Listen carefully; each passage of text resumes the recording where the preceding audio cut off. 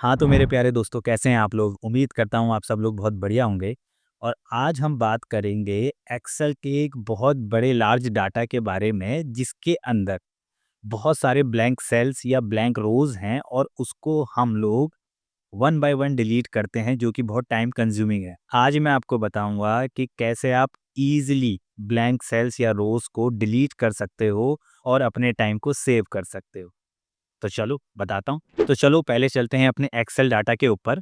ये एक Excel data है और आप जैसा देखेंगे कि इसमें कुछ ब्लैंक रोज़ हैं और इनको हमें डिलीट करना है।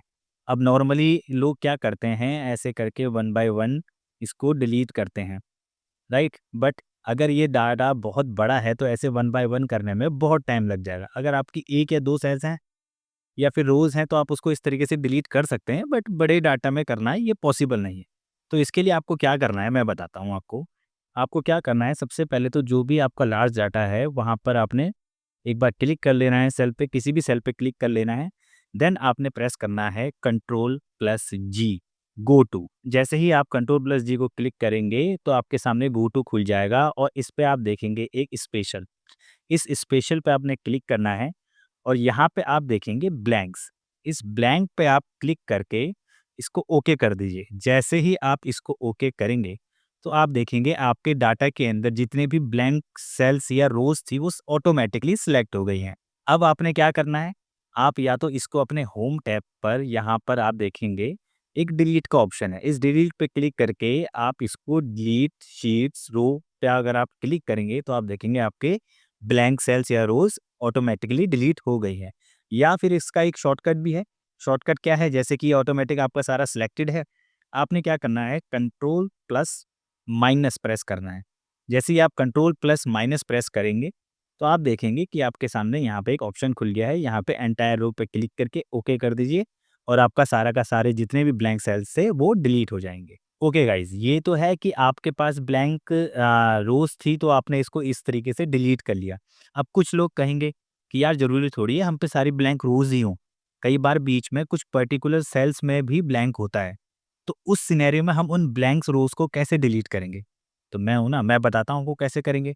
देखिए, ये मैंने एक शीट ओपन कर ली है और यहाँ पे रैंडमली कहीं कुछ जगहों पे पूरी की पूरी ब्लैंक जो सेल है वो पूरा रोज़ है वो पूरे के पूरे ब्लैंक हैं और कुछ जगह पे सेल्स भी ब्लैंक हैं। तो इसके लिए आपको क्या करना है? देखिए, इसके लिए ना आपको एक फंक्शन की नीड पड़ेगी।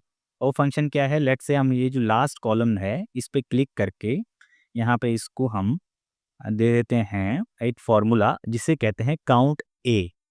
आप क्या करेंगे, equals to count a function को अप्लाई करेंगे और इसको आप ब्रैकेट ओपन करेंगे और उस एक पूरी सेल को सिलेक्ट कर लेंगे। इस काउंट ए का क्या यूज़ है?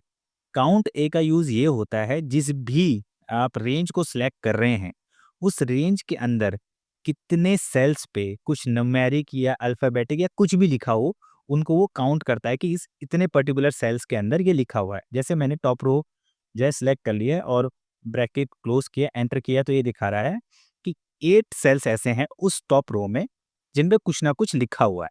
ओके? अब मैं इसको कंप्लीटली नीचे तक अपना ड्रैग कर लेता हूँ जहाँ तक मुझे ये चाहिए। ठीक है? तो ये हमको दिखा देगा।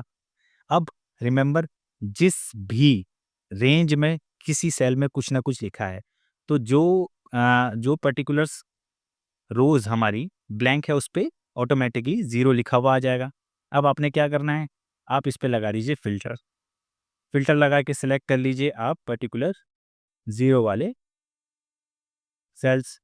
आपका कंप्लीट आ गया, जिसमें बिल्कुल भी नहीं है, उन्हीं को आपने डिलीट करना था। यहाँ पे देन सेम आप यहाँ से इसको ऐसे सिलेक्ट कीजिए और कंट्रोल प्लस माइनस प्रेस कीजिए, आपके वो सेल्स हट जाएँगे। अब इसके बाद आप ये फ़िल्टर हटा के देखिए, तो आपके वो जितनी रोज़ थी वो ऑटोमैटिकली डिलीट हो गई। रिमेंबर, हमने पर्टिकुलर सेल्स को डिलीट नहीं करना था, हमने उन सेल्स के बीच में से या उस डाटा में से सिर्फ़ रोज़ को डिलीट करना था, उसके लिए इस तरीके से हमने इसको किया है।